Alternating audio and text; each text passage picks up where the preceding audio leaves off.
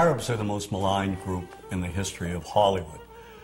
They're portrayed basically as subhumans. Untermenschen, a term used by Nazis to vilify gypsies and Jews. These images have been with us for more than a century.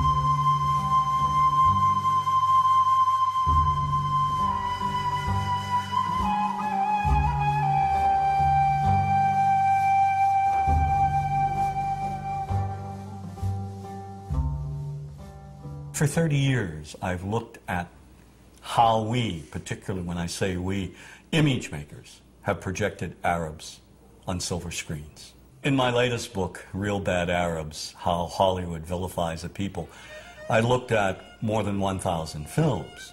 Films ranging from the earliest, most obscure days of Hollywood to today's biggest blockbuster.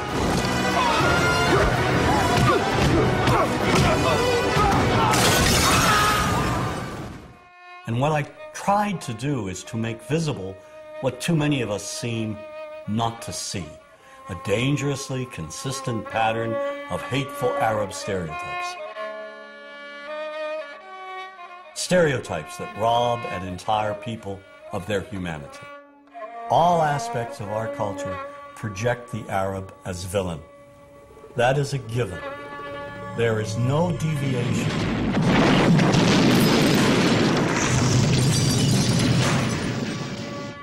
We have taken a few structured images and repeated them over and over again. You are hostages of the Holy Freedom Party. Whether one lives in Paducah, Kentucky, or Wood River, Illinois, we know basically the same thing. Listen to the sound, Jesus, of altar. We know the mythology. The mythology, namely Hollywood's images of Arabs.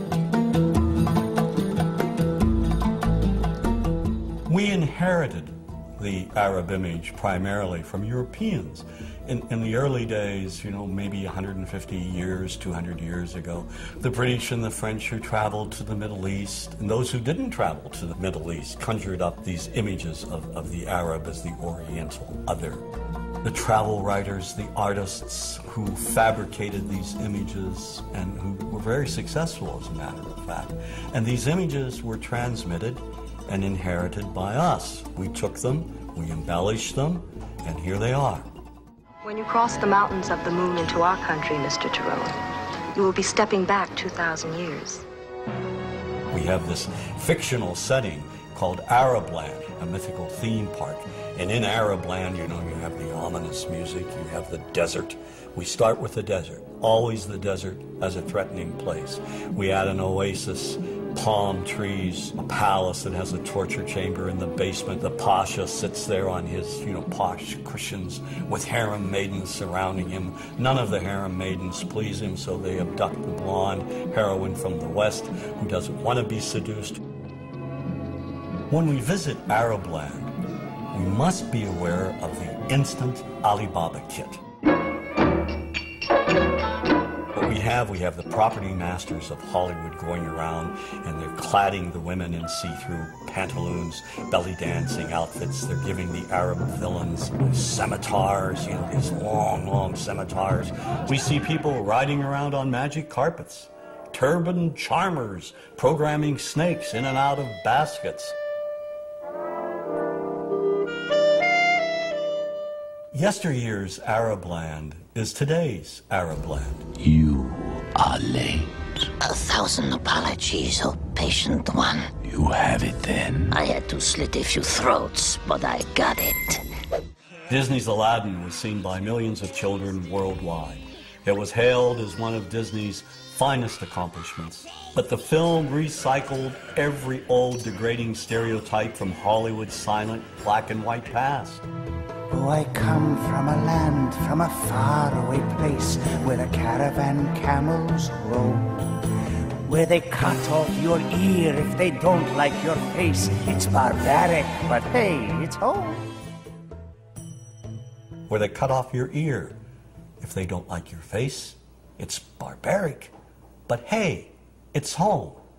Now, how could a producer with a modicum of intelligence, just a modicum of sensitivity, let a song such as that open the film? But this moves way beyond one song. You must be hungry. Here you go. You'd better be able to pay for that. Do you know what the penalty is for stealing? No, please.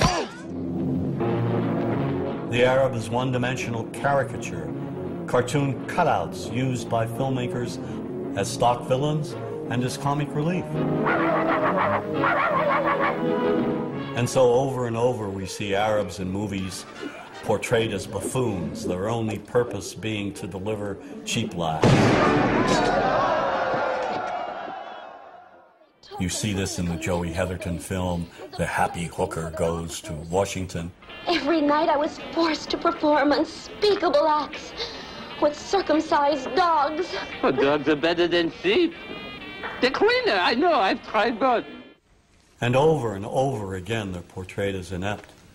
So, in a movie like True Lies, not only are the Arabs dangerous, they're also incompetent.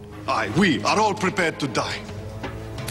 With one turn of that key, 2 million of your people will die instantly.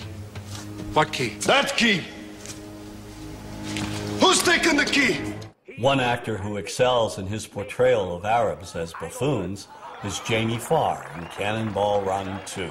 I have a weakness for blondes and women without mustaches. All the stereotypes are here. Too rich and stupid to know the value of money. Get me 12 sweets. Better yet, the entire floor. And of course, he's oversexed, lecherous, uncontrollably obsessed with the American woman. Here, my desert blossom. Give the change. Have you ever considered joining a harem? And so another pattern is the lecherous Arab.